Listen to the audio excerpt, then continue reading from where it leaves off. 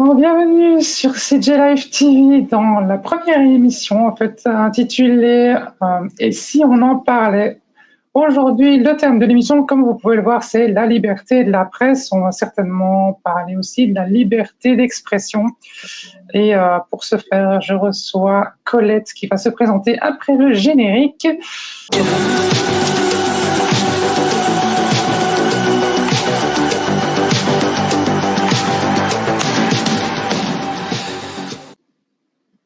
Voilà, donc Colette. Donc bonjour, je m'appelle Colette, j'ai 60 ans. Donc le sujet de la liberté de la presse et la liberté d'expression est un sujet qui m'intéresse. Et donc je suis ravie d'être avec vous pour en discuter. Voilà, et donc la liberté de la presse pour l'instant, c'est un peu bafoué, comme on va dire. Hein.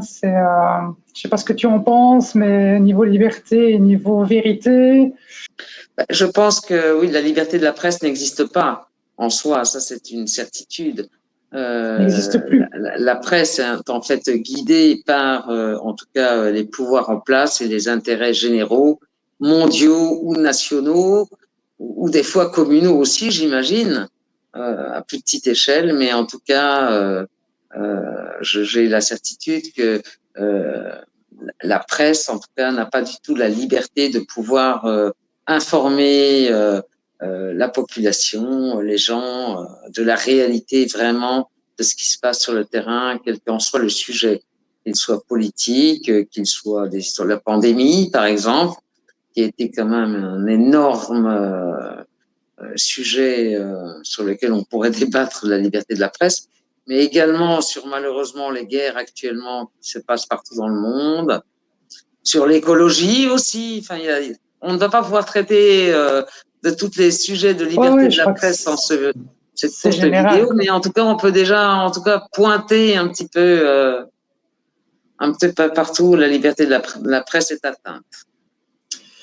Et je voulais justement commencer par le début, puisque qui dit presse, en fait, dit les règles du journalisme. Nous avons la charte de Munich, je suppose que tu as déjà entendu parler, qui est les règles de base du journalisme et qui a même été pendant le Covid décrété comme un document complotiste, alors que ça date quand même de 1971. Oui. Et en fait, dans la charte de Munich, il y a les 10 devoirs en fait du journalisme. Alors le premier déjà, c'est respecter la vérité, quelles qu'en puissent être les conséquences pour lui-même, et ce, en raison du droit que le public a de connaître la vérité. Alors déjà, pendant le Covid, on était très loin de ça. Et le deuxième point, je vais citer les 10, comme ça on saura à quoi s'en tenir. Le deuxième, c'est défendre la liberté de l'information, du commentaire et de la critique. 3. Publier seulement les informations dont l'origine est connue ou les accompagner. Si c'est nécessaire, des réserves qui s'imposent, ne pas supprimer les informations essentielles et ne pas altérer les textes et les documents. Donc déjà, rien qu'en disant ça, on a déjà compris que pendant le Covid. Alors 4, ne pas user de méthodes déloyales pour obtenir des informations, des photographies ou des documents, un peu comme les paparazzis par exemple. 5, s'obliger à respecter la vie privée des personnes. Quand on parle du statut vaccinal, pareil. 6, rectifier toute information publiée qui se révèle inexacte. Alors ils l'ont fait pour certaines, mais il y aurait encore un paquet à faire.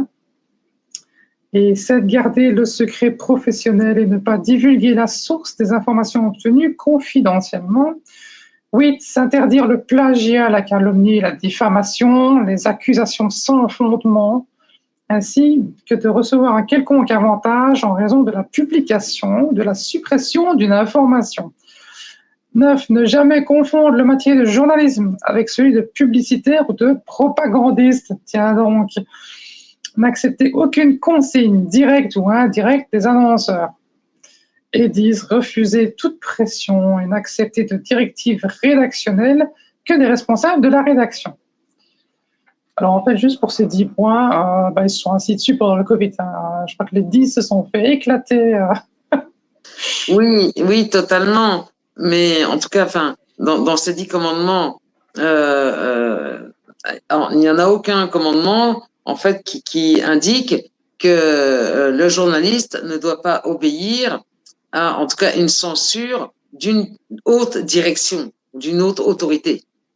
Ben oui, mais voilà. On ne parle que Il faut pas. l'individualisme, que l'individualité du journaliste. Voilà. Mhm. Mais maintenant, l'individualité du journaliste, si, en tout cas, lui, il doit obéir à une instance, une haute autorité, il n'y a plus d'individualité, sauf la propre, la sienne. Et donc, Oui, mais ils sont censés sa dire la vérité à lui, c'est vérité. qu'il doit obéir à l'autorité. C'est ça. Ouais, mais quand on voit le premier point de la charte, c'est quand même dire toute la vérité, rien que la vérité, enfin, entre guillemets. Oui. Mais Euh, Ça, je pense que ça n'a jamais existé dans la presse. Ou alors peut-être, je sais pas, à une époque où ça ne s'appelait pas encore presse, mais peut-être juste un petit peu actualité. Maintenant, il y a une chose qui est certaine également, qu'il faut aussi dire, c'est que toute vérité n'est pas non plus très bonne à dire à tout le monde. Donc c'est très ouais, difficile peut-être aussi, ça à décharge. Bon après, voilà, il faut aussi parler de tous les côtés. Mais maintenant, moi je pense vraiment que les journalistes obéissent à des hautes autorités et ont une censure automatique. Ils savent que quand ils vont, par exemple, quelque part dans un pays en guerre, on leur dit, ben, vous filmez cette partie-là de la guerre, mais surtout pas l'autre partie, et qui va montrer l'autre, la face B, quoi. Vous ne la filmez pas, vous filmez la face A et la face B. Donc, quelque part, c'est pas que le journaliste a menti ou quoi que ce soit, juste, il ne l'a pas filmé. ouais, c'est mentir par omission, quoi. C'est mentir par omission. Donc, c'est cacher une véritable réalité et aussi donc cacher des informations importantes qui font qu'après, le spectateur a le libre arbitre d'avoir son opinion, mais non, en vérité, il n'a pas le libre arbitre puisqu'il n'a qu'une seule version. Ben oui, mais c'est ça. Et pour Donc, les élections, c'est la ça, même c'est la chose, en fait. manipulation des masses. Ouais. Voilà, qui se fait D'ailleurs, comme ça. qu'on parle de ça, j'ai Céline Pigalle, que tu dois connaître, puisque c'est la directrice de la rédaction de chez BFM TV, qui aurait déclaré dans une vidéo, dans un moment aussi où on vous dit qu'on est en guerre, où toute la notion de cohésion générale de la société, vous êtes rappelé au fait qu'il ne faut pas non plus trop troubler les gens. Et finalement, même si on a tenté au maximum de s'extraire de tout ça, ne pas trop aller à rebours de la parole officielle, puisque ce serait fragiliser un consensus social. Oui, Donc c'est exactement ce que tu viens de dire. exactement. Voilà, tout à fait. Tout à fait, ça ne fait que confirmer. Voilà. En tout cas, voilà, moi, c'est ma vision de la chose. Maintenant, malheureusement, je ne pense pas qu'il y ait la possibilité de changer les choses, parce que voilà, ça dépend de beaucoup trop de facteurs. Et de toute façon, Euh, on ne peut pas aller. De toute façon, un journaliste qui souhaiterait faire un sujet en dénonçant une vraie vérité qui serait à contresens de ce qui a déjà été annoncé, elle serait censurée et en tout cas, elle ne serait pas diffusée. c'est ce qui s'est passé avec Kairos. Voilà. À part par des canaux un petit peu de dark web ou je ne sais pas, ou des canaux à côté, mais du coup, avec une vision très amoindrie, c'est pas possible. Oui, c'est ça. Après, j'avais une question. Comment est-ce que tu expliques qu'il y a encore énormément de gens qui croient ces médias, en fait, qui croient les médias mainstream Oui, les gens, ben parce qu'ils n'ont pas d'autres, parce que bon, depuis enfant, on leur a dit, voilà, regardez l'actualité, c'est comme ça, vous saurez ce qui se passe dans le monde. Regardez l'actualité, voilà. Je vois, par exemple, moi, j'ai un fils qui a 30 ans et mon fils m'a dit récemment, il m'a dit, tu te rends compte, maman, il y a ci, il y a ça et ça. Et il me dit, vous nous avez éduqués, nous, les enfants. Il me dit, je me souviens quand j'étais enfant, tu regardais tout le temps les actualités comme si c'était la seule vérité au monde. Alors que non, nous, on ne pensait pas ça, mais de sa vision d'enfant, donc il a 30 ans, il me disait, et du coup, vous nous avez éduqués comme ça. Mais il me dit, heureusement que nous, notre génération, donc il a 30 ans, on a ouvert les yeux et on s'est rendu compte que si on veut connaître la vérité, c'est surtout pas en regardant les actualités qu'on va la connaître. C'est par d'autres canaux. Donc, en fait, en tout cas, la génération, voilà, en tout cas, le témoignage que moi j'ai personnel par rapport à mon fils, m'a fait ce retour et qui m'a dit, mais je comprends pas, maman, comment vous avez pu nous faire croire. En fait, nous, c'était inconscient, mais que la vérité, elle était là dans le carré qu'il y avait devant nous avec des actualités qui étaient absolument pas ni vérifiées, ni prouvées, et qui des fois étaient juste pour manipuler les gens. Et voilà. Donc aujourd'hui, en tout cas, la génération, moi j'ai un fils de 30 ans, donc en tout cas ce qui le concerne, sont beaucoup plus clairvoyants et moins naïfs par rapport aux médias. Par contre, la génération des gens 60 ans, 70 ans, 80 ans sont toujours dans ce schéma où la vérité, parce que dans les années 60, 70, 80, etc., on pensait que la vérité sortait de la télévision et des actualités. Ils n'avaient pas Internet à ce moment-là, donc Voilà. impossible de Donc ces vérifier. générations-là. Donc aujourd'hui, ce sont ces générations-là qui croient encore ça. La génération commence maintenant à ouvrir les yeux. Donc la prochaine génération, ce sera beaucoup plus difficile pour les médias de manipuler les masses, je pense.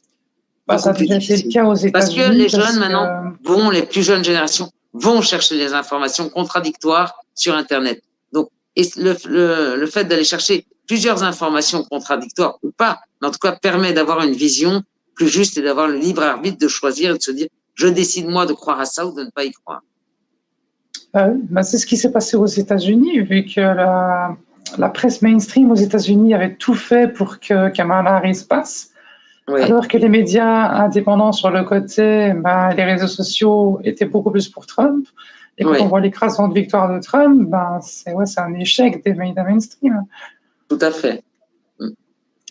Après, je veux dire que avant le Covid, je pensais aussi, en fait, comme ces gens-là, en fait, que les médias mainstream disaient la vérité et que la vérité, parce que je connaissais pas tout ce qu'il y avait derrière, je connaissais pas les conflits d'intérêts, je connaissais pas la manipulation, à qui ils appartenaient, et du coup, je ne savais pas quel intérêt ils avaient de mentir, en fait. Et le Covid, pour moi, pour moi et beaucoup de gens, en fait, ça a révélé beaucoup de choses. Oui. C'est vrai. Ça, je suis complètement d'accord. C'est vrai que le Covid a ouvert les yeux et révélé effectivement l'envers du miroir, quoi. L'envers du miroir. Enfin, je dirais plutôt le post-Covid. Parce que pendant le Covid, des millions de gens ont plongé. Ouais, mais nous, résistants, très rapidement, on commence à se poser des questions, mais au départ. C'est-à-dire, qu'est-ce qui s'est passé? On a créé la terreur chez les gens. Au début du Covid, c'est presque à nous dire que si on ouvrait notre porte, on risquait de mourir, quoi. Ouais, mais c'est ça. C'était presque ça. Donc, on a vraiment créé une terreur. Si vous allez faire les courses, lavez-vous les mains pendant 10 minutes, mettez vos courses pendant 2 jours dans le garage. Enfin, des espèces de trucs totalement délirants. C'est même comique, d'ailleurs. D'ailleurs, c'est même drôle. Parce qu'au plus c'était gros, plus ça passait. Aujourd'hui, voilà. Mais ça passait. Mais pourquoi? Parce qu'on brandissait la mort pour tout le monde. La mort pour les parents, les grands-parents, les petits-enfants. Donc, ce qui touche le plus, qui va être le plus fragile et qui va toucher le plus dans l'unité familiale des gens. Donc, forcément, s'il y a le moindre 1% de risque que un proche ou quelqu'un qu'on aime, nos parents, risque de mourir parce qu'on aurait fait une erreur, le 1%, on va pas le prendre de risque. Même s'il y en a que 1. Et donc, voilà, on a brandi ça. Mais là, après Covid, les gens ont commencé à réfléchir, à se dire, mais on s'est quand même pas mal fait berner. Alors, le Covid a existé, c'est une réalité. Il y a eu des morts, ça a existé, mais il y a eu des morts qui étaient tous pour beaucoup, pas tous à 100%, mais qui avaient déjà des pathologies ou étaient très, très âgés, voilà, et ne sont pas morts du Covid, mais sont morts d'autre chose. Mais donc, on a tout fait passer, absolument tous les morts pendant cette période de Covid, personne n'est mort d'autre chose que du Covid. Ouais, c'est bizarre. Posons-nous les bonnes questions. Posons-nous les bonnes questions. Et pourtant, en plus, c'était gros, en plus, ça passait, les gens y croyaient. C'est ça. C'est ça. Mais parce qu'on a brandi la peur de la mort. Oui, mais c'est ça. En d'autres temps, d'autres dictateurs ont fait de la manipulation de masse en brandissant d'autres menaces. Hein, et ça a fonctionné. Et les gens sont devenus des tortionnaires parce qu'on a brandi une menace. Si vous ne devenez pas tortionnaire, vous n'aurez plus à manger. Je ne veux pas nommer ou citer de quoi je parle, mais en tout cas, voilà. Et donc, ça avait déjà fonctionné il y a fort longtemps, et c'est quelque chose qui fonctionne. Maintenant, ça a fonctionné avec le Covid là. Je ne suis pas sûr que ça marcherait une deuxième fois. Parce que Ouais, ça, déjà, je parce que pense les pas plus non jeunes plus. générations sont plus lucides que notre génération. Bon, il y Enfin, en a qui maintenant, se on feraient commence toujours à être avoir, mais lucide, beaucoup mais nous, moins, je on a pense. perdu 30 ans de naïveté. J'avais justement une autre explication du fait que pourquoi est-ce que les gens croient encore les médias. Il y avait une théorie d'Idriss Aberkan qui disait que les médias, en fait, fonctionnent un peu comme un pistolet que tu charges et puis tu décharges, tu vois. Donc, en fait, ils chargeaient en crédibilité en donnant des vraies infos. Et puis, une fois qu'ils avaient leur crédibilité, qui avait atteint un certain niveau, bah, ils déchargeaient les fake news à crever. Et ils faisaient tout le temps yo-yo comme ça, fake news, et puis vraie info, fake news, vraie info. Mm. Et du coup, quand tu dis aux gens que les mainstream mentent, eh ben, ils vont chercher des petites infos vraies qu'ils ont dit en disant, mais non, parce que là-dessus, ils n'ont pas menti, là-dessus, ils n'ont pas menti. Et donc, du coup, ben, le reste, c'est vrai. Et oui, c'est vrai. C'est vrai que ça a pu être fait comme ça. Maintenant, voilà, les médias, comme je disais au début du sujet, pour moi, les médias n'ont pas d'autre choix, s'ils veulent être, en tout cas, diffusés, d'obéir à certaines contraintes et à certaines voilà, interdictions. C'est ça, ou alors il n'y a pas de médias. Donc les responsables, ce sont les instances encore au-dessus. C'est comme je te disais tout à l'heure, si un journaliste décide de dire, moi, je décide de dire la vérité, diffuser, est-ce que tu penses que ça va être diffusé à la télévision, au grand public? Ça devrait. Ça devrait. Mais malheureusement, on le sait que, voilà. Maintenant, si c'est une vérité sans conséquence sur la population, que c'est un sujet intéressant, oui, ce sera diffusé. Mais à partir du moment où ça va être quelque chose qui va avoir, en tout cas, une incidence sur l'équilibre social, l'équilibre général, l'équilibre économique, ça ne sera pas diffusé. D'où le mot, la liberté de la presse n'existe pas en réalité. Ouais. Fondamentalement, elle n'existe pas. Je veux dire, en tout cas, où elle existe, mais dans une limite assez restreinte. Ben oui. Mais si on en suit la charte de Munich que j'ai lue tantôt, bah, ça devrait être totalement le contraire. Totalement, oui. Et malheureusement, ça se passe pas comme ça. Malheureusement, d'ailleurs, c'est souvent le cas. Voilà. Ce qui est écrit, c'est une chose, l'application, c'en est une autre. Quoi. Ah ouais, là, clairement. L'application, c'est une autre. Mais et pourquoi? Parce qu'il y a des intérêts aussi derrière, il y a des intérêts d'autres autorités que on ne maîtrise pas. Quand je ne maîtrise pas, il faut bien s'entendre, d'apprendre au 3e degré quand je ne maîtrise pas.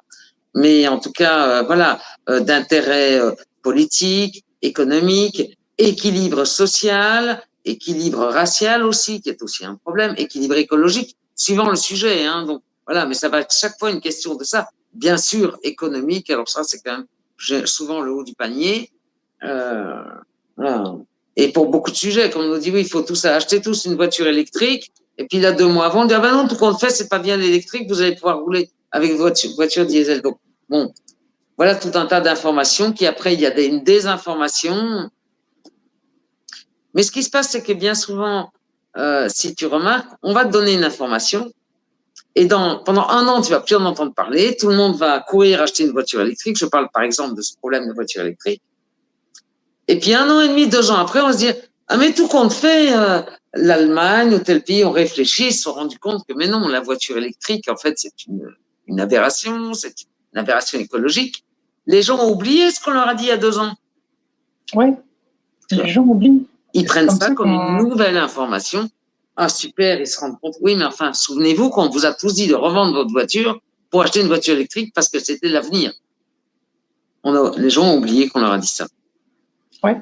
Mais pendant le Covid, c'est ce qui s'est passé Voilà un aussi. exemple, par Les gens exemple, d'information. oubliaient. Et 2 ans après, alors, bon, ce sont quand même des ingénieurs qui ont fait beaucoup d'études, quand même, qui donnent ces informations aux médias pour informer la population des risques écologiques ou des risques. C'est quand même des gens que je peux pas comprendre comment on te donne une information et qu'un an et demi, 2 ans après, on te donne l'inverse. Il y avait une erreur dans votre feuille et une faute dans le Oui. calcul. Qu'est-ce qui s'est passé, quoi? Et Mais on se regarde, rend pendant compte le que oui, Covid, ces avec. batteries-là, ben, elles mettent 2 jours, enfin, elles brûlent pendant 2 jours. Une voiture prend Oh, feu, faut la mettre dans une cabine. Enfin, dans un bac sans d'eau. compter la fabrication de la batterie. Alors là, c'est encore un autre sujet qui est également encore un sujet intéressant à traiter, mais pas dans cette vidéo. Mais comme Un quoi, on se truc rend compte que d'un qui est sujet à un flagrant autre, du fait que les gens oublient, oui, c'est pendant le Covid, enfin, les retournements de veste avec il n'y a pas besoin de masque, et puis le masque est obligatoire, et puis en fait non, et puis enfin, c'est ça. C'est ça. et pourtant ça suivait, et les gens ils suivaient, ils mettaient, puis ils enlevaient, puis ils remettaient, enfin, c'était sans se poser de questions. Ben oui, mais parce qu'à partir du moment où on brandit le danger pour tes parents, pour tes enfants, quand un être humain, on lui dit voilà, si tu fais ça, tu mets en danger de mort ton enfant, ton parent, ton grand-parent. C'est humain, c'est totalement humain quelque part qu'il y ait des millions de gens qui ont suivi. Ils se sont dit bon, nous on n'est pas médecins, on n'est pas scientifiques, mais enfin, si eux nous le disent, et si on ne les écoute pas et que notre enfant meurt ou nos parents à cause de nous, enfin, c'est quelque chose qu'on se pardonnera jamais. On Ouais. brandit des menaces qui sont assez efficaces. Hein. C'est très Ah efficace. ben Hein. ça, la mort c'est la meilleure. Hein. Ah ben ah oui, hein, ça c'est. Il n'y a pas meilleure efficacité que ça. Hein. Donc, mais la réalité, oui. Enfin, en tout cas, moi, je suis convaincu que oui, le Covid, il y a eu beaucoup de morts et des gens qui sont morts du Covid, mais enfin, il y a des gens qui meurent de la grippe tous les ans et qu'il y a une majorité de gens qui sont morts du Covid, mais enfin, ils ne sont pas morts, ils ont eu le Covid, mais ils sont morts d'un arrêt cardiaque, ils sont morts d'autres choses, d'autres pathologies qu'ils avaient. Alors, ça a Ah ouais. peut-être accéléré de 3 jours leur mort, mais enfin, la finalité, elle est la même. Hein. On ne peut pas Ah, c'est ça. considérer que c'était le Covid qui a été quelque chose qui a entraîné des millions de morts. Non, c'est. Oui, mais la presse y est aussi pour beaucoup là-dedans, parce que quand on entend parler du Lancet Gate sur la fausse étude sur l'hydroxychloroquine qui servait juste en fait à décrédibiliser cette molécule-là qui guérissait du Covid, juste pour pouvoir vendre des milliards de vaccins, alors que ça a été démenti genre 24 heures après, mais ils ont juste retenu la première version.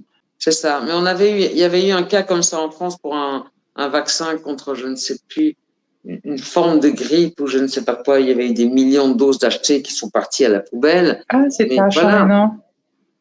voilà, il y avait déjà eu, voilà, C'était le les H1N1, ils avaient intérêts déjà essayé une économiques. fois. Les intérêts économiques. Oui, mais c'est ça. Et du coup, on se rend compte que le média est quand même aussi, quelque part, une puissance phénoménale. Ah oui, mais C'est une arme c'est même la redoutable, en fait. première C'est puissance, une arme alors que redoutable. c'était censé être le quatrième contre-pouvoir, quand même. Ouais. Mais c'est une arme redoutable. Alors que là, Qui c'est plus peut du être tout à contre-pouvoir. fait très intéressante. Et bon, il y a aussi beaucoup de choses qui peuvent tout à fait être bien dans les médias, mais il y a le contre-courant aussi du média qui est. Mais il y a pas que des mauvais dans les médias. Il y Ah a non, pas du Julian tout. Reichelt, donc c'est un journaliste qui était sur Bild, et qui s'est excusé publiquement d'avoir menti et transmis la peur au public pendant le Covid. Et il a dit aux millions d'enfants de ce pays et dont la société est responsable, je dois vous exprimer ce que ni notre chancelière, ni notre gouvernement n'osent vous dire. Pardonnez-nous pour cette politique qui, pendant 1 an et demi, a fait de vous des victimes de violence et de négligence, d'isolement et de solitude. Nous avons persuadé nos enfants qu'ils allaient assassiner leurs grands-parents Voilà, s'ils osaient être ce qu'ils étaient, à savoir des enfants. voilà. Rien de tout cela n'a jamais été prouvé scientifiquement. Donc ça, Hum. c'est un journaliste qui parle. Hein. On attend que BFM fasse la même chose. C'est ça. Mais bon, voilà, et on a privé plein d'enfants ou de petits-enfants de voir les derniers jours de leurs grands-parents. Et c'était pas à cause du Covid, mais voilà, ils sont des gens qui étaient très âgés. Je vois mon cas personnel, mon père était très gravement malade, il a été hospitalisé longtemps, opéré, je n'ai pas pu aller le voir à l'hôpital. Et sa femme arrivait à aller le voir, mais une demi-heure, 1 heure, enfin, ça a été très compliqué. Mais ça veut dire qu'il était dans une solitude sidérale. Et c'est pas un truc que tu peux dire, bon, la prochaine fois, on fera mieux, parce que là, c'est trop tard. Non, la prochaine fois, on ne fera pas parce que il y a plein comme ça de personnes qui, malheureusement, sont mortes loin de leur famille, loin de leurs enfants et et qui sont peut-être pour certains d'ailleurs morts de simplement enfin, pas simplement, mais Ouais, de de cette solitude. solitude, Enfin, tristesse. ils étaient malades, ils avaient une pathologie, mais qui a été accélérée par cette solitude. Maintenant, au niveau de la liberté et de la presse, pour revenir au thème, il s'attaque quasiment à la source, puisque là, le 15 novembre 2024, l'ESJ de Paris, donc c'est l'École supérieure du journalisme à Paris, a été racheté par un consortium d'investisseurs. Alors la plupart sont liés à des médias. Il y a Bernard Arnault, le groupe Bayard Presse, le groupe Dassault, Pierre Gattaz, qui est un ancien président du MEDEF, et on a Vincent Bolloré et Rodolphe Saadé, donc le nouveau propriétaire d'Altis et donc de BFM TV. C'est mal barré niveau vérité et liberté de la presse, quoi. C'est-à-dire que ça ne va... On va rester la même chose, quoi. Les choses ne vont pas changer. Ouais, c'est vrai qu'on est déjà très malheureusement, loin voilà. C'est voilà, voilà, les choses ne changeront pas. Enfin, en tout cas, je ne suis pas optimiste. Je suis j'espère pas devin, qu'elles changeront, justement. Il faudrait. Mais c'est malheureusement peu probable. Maintenant, voilà, dans les médias, il y a du bon aussi. Les journalistes font du bon travail, prennent des risques, faire le travail qu'ils font.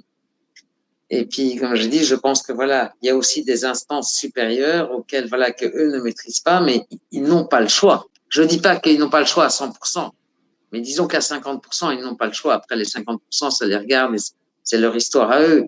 Mais en tout cas, voilà. En tout cas, je pense que ça doit être vraiment très difficile d'être journaliste.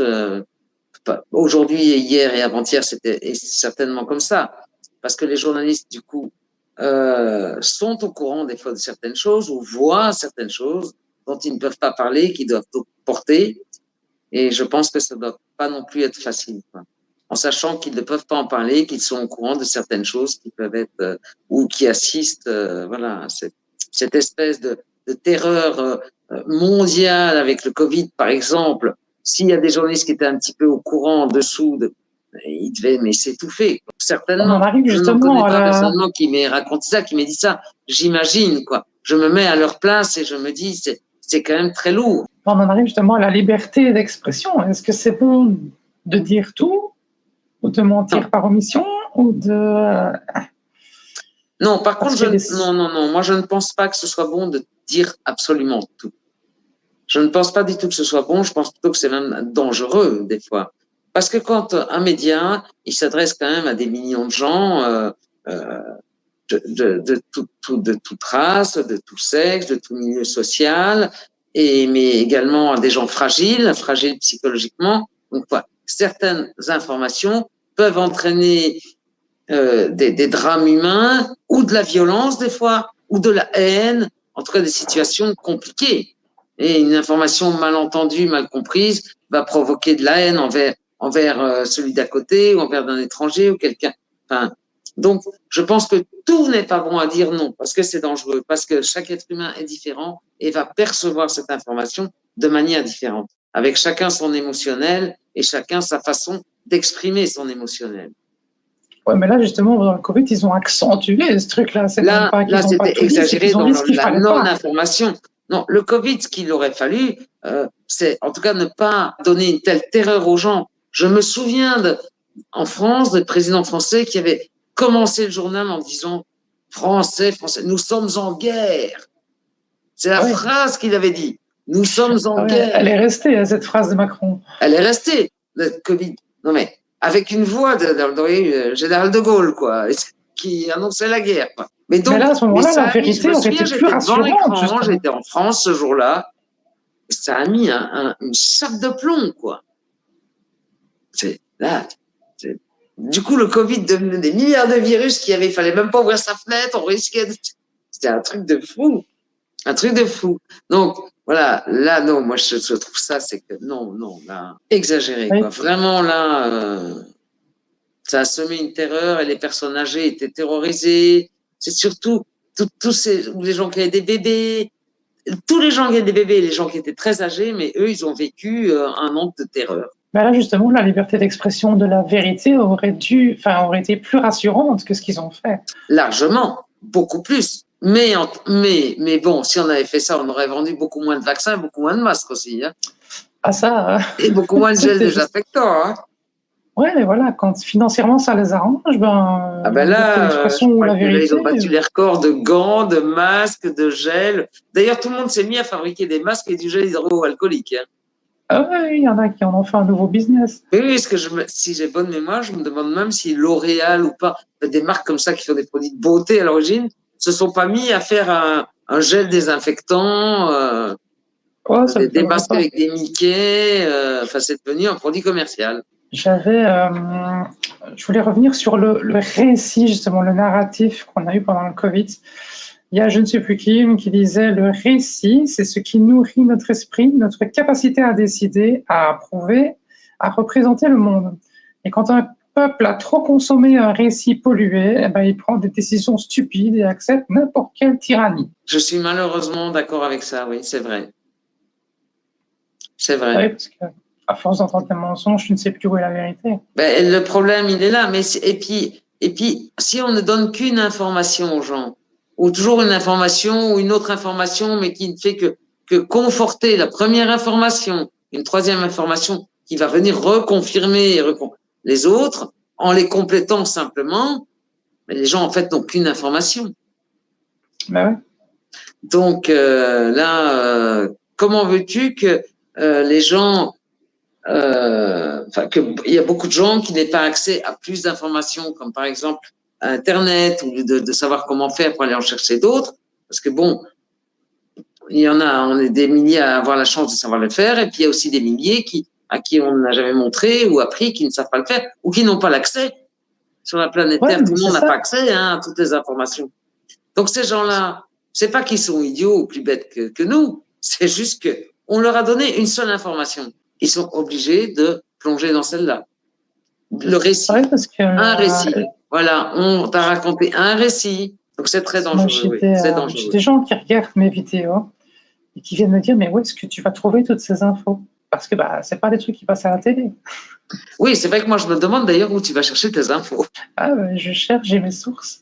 Maintenant, ça prend Mais du bon, temps, c'est hein, c'est très bien. clair. En tout cas, c'est très très bien de faire des vidéos comme ça pour parler de sujets, rentrer un petit peu plus en profondeur dans les sujets. Et puis, je veux pas dire le mot dénoncer parce que ce n'est pas dénoncer, parce que bon, je pense que euh, tout le monde est quand même clairvoyant sur la limitation de la liberté de la presse, par exemple, ou sur d'autres sujets. Mais c'est très bien d'en débattre Conscientise. et d'en discuter, et je trouve que c'est très intéressant, tout à fait.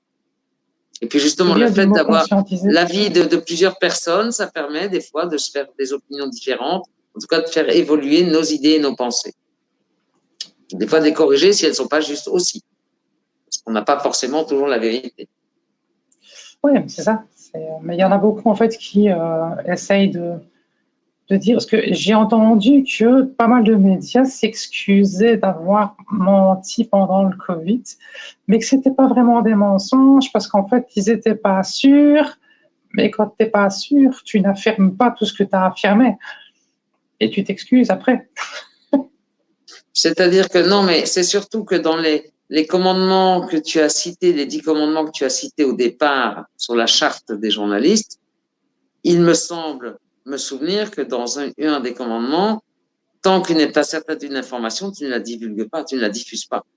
Voilà. Il me semble qu'il y avait un commandement dans ce Ah sens. oui, Donc, je ne sais plus ils lequel. ont... Je crois que c'est à la fin, mais il me semble avoir entendu ça tout à l'heure. Mais enfin, puis, de toute façon, c'est une évidence.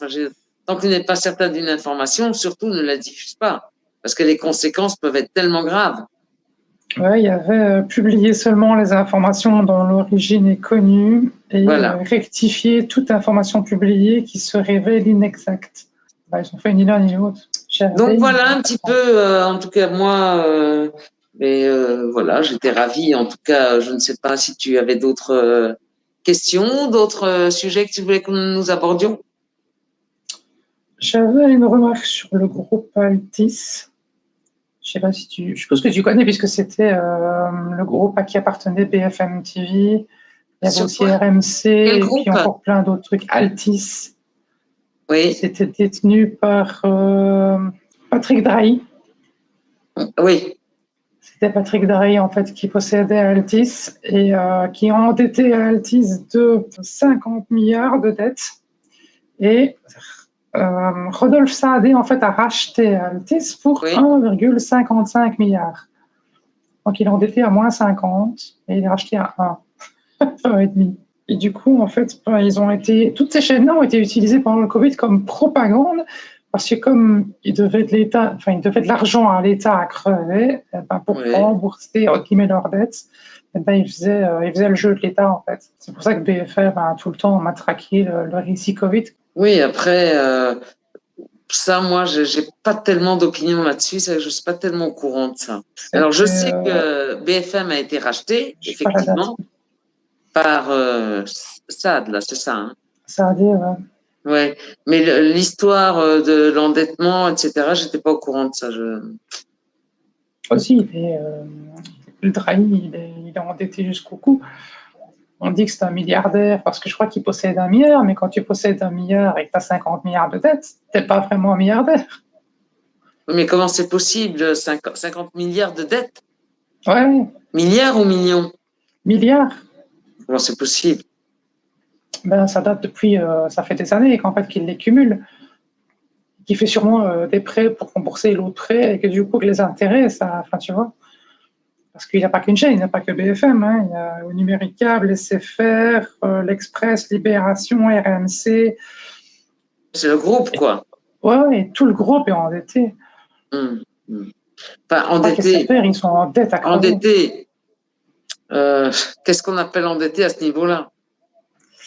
Ça, je n'ai pas le détail de leur dette, mais Tu apparemment vois, SFR, c'est... c'est quand même, voilà. Je pense que le mot endetté à ce niveau-là n'a pas la même consonance que endetté au petit foyer d'ouvriers ici, quoi. Maintenant, je m'inquiète Euh, pas trop pour eux ni pour leurs dettes. ouais, non, de toute façon, ils ont été rachetés. Donc, à mon avis, ça se Ouais, trouve, ça a hum, effacé une partie. Et ouais. le gouvernement est sûrement derrière, ou je ne sais pas, ou les banques, ou je ne sais pas qui. Mais, Oui, et puis il y aura toujours des investisseurs pour, voilà, les médias, il y aura toujours des investisseurs là-dedans. Ce qu'il y a, c'est que, effectivement, oui, maintenant, il y a un moment donné où les médias doivent se diversifier parce que, pourquoi? Parce que ben, de moins en moins de gens regardent la télévision déjà, donc le média a moins d'impact. Donc il faut après aller dans d'autres branches, hein, diffuser l'information, mais dans d'autres branches. voilà, je pense que on a un peu fait le tour. On va clôturer ici la vidéo. Merci à toi pour ta participation, tes informations et tout ça qui était très intéressant en fait. Et je voulais finir sur une citation, enfin sur une déclaration de Hannah Arendt qui disait: un peuple qui ne peut plus distinguer la vérité du mensonge ne peut plus distinguer le bien du mal. C'est très, très juste. Et c'est peut-être ce qui se passe dans nos sociétés d'aujourd'hui, Ouais, je dramatiquement. pense. Parce que on peut constater que une partie, en tout cas de la population, ne fait plus la différence entre le bien et le mal. C'est dramatique. Eh bien, merci. Donc malheureusement, voilà, nous clôturons sur une note un petit peu pas du tout Oui, enfin optimiste, mais après, bon. le sujet n'était pas très réjouissant, mais Ouais, très ouais, ouais. intéressant quand même pour comprendre beaucoup de Mm. choses. Et donc Bon, voilà. moi, je continue quand même à croire en l'humain et à la bienveillance et à l'information et à la solidarité. Ouais, j'essaye aussi, mais ça devient compliqué. J'y crois, petit à petit. C'est pour ça aussi que j'ai créé mon média aussi, pour informer les Voilà. gens et leur dire ce que les médias ne leur disent pas et ce Et qu'ils je crois ignorent. aussi que les nouvelles générations vont chercher des informations beaucoup plus loin que nous y allions. Donc ça, c'est très intéressant. Ouais. Parce que il va y avoir vraiment une autre façon d'aborder l'actualité, d'aborder le monde pour cette nouvelle génération. Et qui, à mon avis, sera plus positive. Ouais, parce En qu'eux tout ne cas, sont je pas l'espère. En tout cas, englués, je l'espère. ouais, ne sont pas englués par Confiance à rapport la à la télé. jeunesse. Eh bien, en avant la jeunesse, C'est ça. de toute façon, c'est eux qui vont devoir corriger tout. Hein, C'est ça, tout à fait. Eh bien, donc merci bonne merde. beaucoup, Kathleen, en tout cas, pour m'avoir donne la parole. Ravi d'avoir partagé cette vidéo avec toi. Et puis, au Merci à plaisir toi. de traiter d'un autre sujet ensemble. Voilà. Merci. Bye bye. N'oubliez pas de liker, de commenter la vidéo, donner votre opinion là-dessus, si vous y croyez, si vous y croyez pas. Ciao, ciao. Ciao, ciao.